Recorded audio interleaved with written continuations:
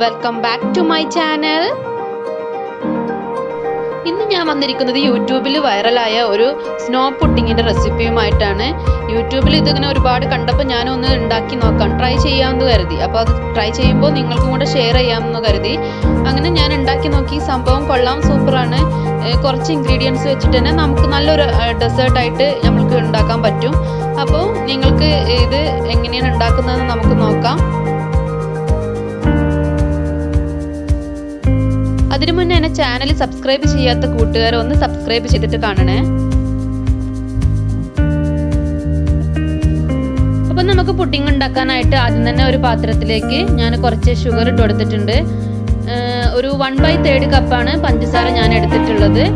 ഞാൻ അതിലേക്ക് ഒരു സ്പൂണ് വെള്ളം ഒഴിച്ചിട്ട് നമുക്ക് ഒന്ന് മെൽട്ടാക്കി എടുക്കാം. ഇത് ചെയ്യുമ്പോൾ തീ ഭയങ്കര കുറച്ചിട്ട് കൊടുക്കണം കേട്ടോ. സിമ്മിലിട്ടിട്ട് വേണം ചെയ്യാനായിട്ട്.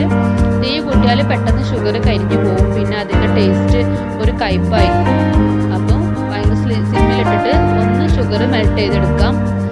അപ്പോൾ ഒരു 10 മിനിറ്റ് ഒക്കെ കഴിയുമ്പോഴത്തേനും അതിൻ്റെ കളറൊക്കെ ഒന്ന് ചേഞ്ച് ആയി വരും.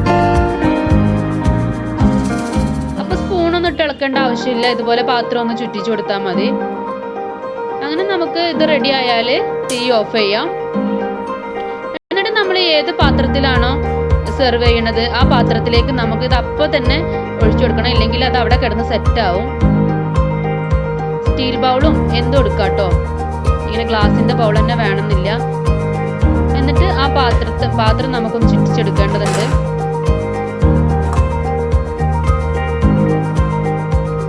ഇതുപോലെ ഒന്ന് പാത്രത്തിന്റെ എല്ലാ വശത്തേക്കും ഷുഗർ സിറപ്പ് നന്നായിട്ട് ആക്കി കൊടുക്കാം.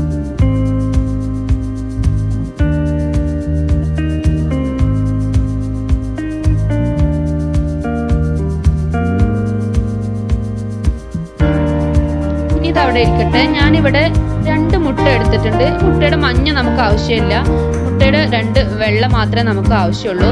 ഇതിലേക്ക് ഒരു 1/4 കപ്പ് പഞ്ചസാര, ഞാൻ പൊടിക്കാത്ത പഞ്ചസാരയാണ് എടുത്തിട്ടുള്ളത്. ഇത് നമുക്കൊന്ന് നന്നായിട്ട് ബീറ്റ് ചെയ്തെടുക്കാം. ബീറ്ററില്ലെങ്കിൽ ഹാൻഡ് മിക്സ് വെച്ച് നമുക്ക് ചെയ്യാവുന്നതേ ഉള്ളൂ.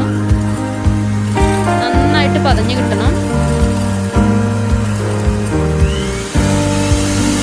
പഞ്ചസാരക്ക് അതിലേക്ക് നന്നായിട്ട് മെൽറ്റ് ആവുന്ന വരെ നമ്മൾ ഒരു 5 മിനിറ്റോളം അത് നന്നായിട്ട് ഹൈ സ്പീഡിൽ ഇട്ട് തന്നെ നന്നായിട്ട് പതിപ്പിച്ചെടുക്കുക. മുട്ടയുടെ വെള്ളം ഇവിടെ നന്നായിട്ട് പതിഞ്ഞ് വരുന്നുണ്ട്.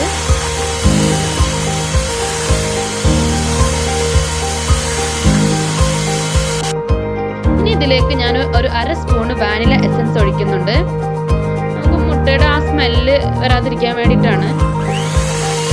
ഇത് വാനില എസൻസ് ഉണ്ടെങ്കിൽ ഏലക്ക പൊടിച്ചിട്ടതായാലും മതിയായിരിക്കും.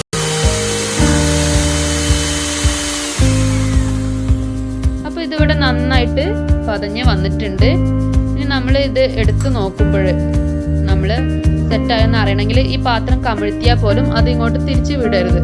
ആ ഒരു ഇതിലായാലും നമ്മൾ റെഡി ആയിട്ടുണ്ട്. അപ്പം നമ്മൾ നേരത്തെ കാരമലൈസ് ചെയ്ത അതേ പാത്രത്തിലേക്ക് നമ്മൾക്ക് ഈ മുട്ടയുടെ വെള്ളം ഒഴിച്ചു കൊടുക്കാം.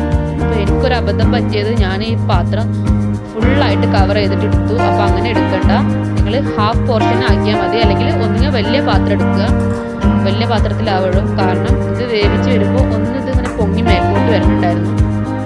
അപ്പോൾ പാത്രം ഇത്ര കംപ്ലീറ്റ് ആക്കാതെ ഒന്ന് ലെവലാക്കി കൊടുക്കുക. ഇനി നമുക്കൊരു സ്റ്റീമറിൽ വെള്ളം വെച്ചിട്ടുണ്ട്, വെള്ളം ചൂടായിട്ടുണ്ട്. അതിലേക്ക് ഞാൻ ഈ പുഡിങ് വെച്ച് കൊടുക്കുകയാണ്. ഇനി ഇത് കവർ ചെയ്യണം. ഞാനൊരു മൂടി വെച്ചിട്ടുണ്ട് കണ്ടോ, എൻ്റെ ഫുള്ളായതുകൊണ്ടാണ് അത് പുറത്തേക്ക് വന്നിക്കുന്നത്. അപ്പോൾ ഇത്രക്ക് നിറയ്ക്കരുതിട്ടോ, നിങ്ങൾ ഒന്നുകിൽ പാത്രം വലുതെടുക്കുക. ഇനി നമുക്കൊരു 15 മിനിറ്റ് വേവിച്ചെടുക്കാം. അപ്പോൾ 15 മിനിറ്റിന് ശേഷം നമ്മളെ പുഡിങ് ഒന്ന് ചെക്ക് ചെയ്ത് നോക്കാം. 10 മിനിറ്റിന് മുന്നേ ഞാൻ ഇവിടെ തുറന്നു നോക്കിയപ്പോൾ നന്നായിട്ട് പൊങ്ങി മൂടിയൊക്കെ മേലോട്ട് വന്നിട്ടുണ്ടായിരുന്നു. അപ്പോൾ നിങ്ങൾ വലിയ പാത്രം എടുക്കാൻ ശ്രമിക്കുക. അപ്പോൾ ഇത് റെഡി ആയോ നോക്കാം. നമുക്ക് സ്പൂൺ വെച്ച് നോക്കുമ്പോൾ മനസ്സിലാവും അതവിടെ റെഡി ആയിട്ടുണ്ട്, താഴ്ന്നൊന്നും പോണില്ല. ഇനി നമുക്കിത് വേറൊരു പ്ലേറ്റിലേക്ക് ഒന്ന് മറിച്ചിട്ട് കൊടുക്കാം.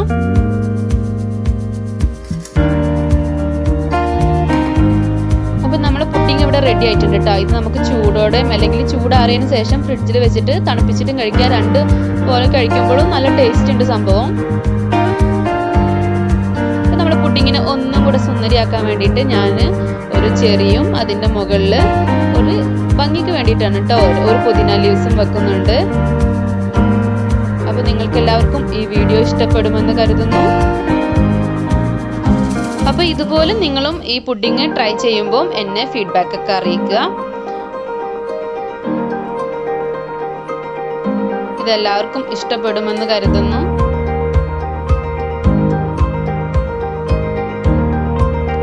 ഇഷ്ടപ്പെട്ടാൽ ലൈക്ക് ചെയ്യുക, ഷെയർ ചെയ്യുക, സബ്സ്ക്രൈബ് ചെയ്യുക. വീണ്ടും മറ്റൊരു നല്ലൊരു വീഡിയോയുമായി കാണുന്നത് വരേക്കും ബൈ ബൈ.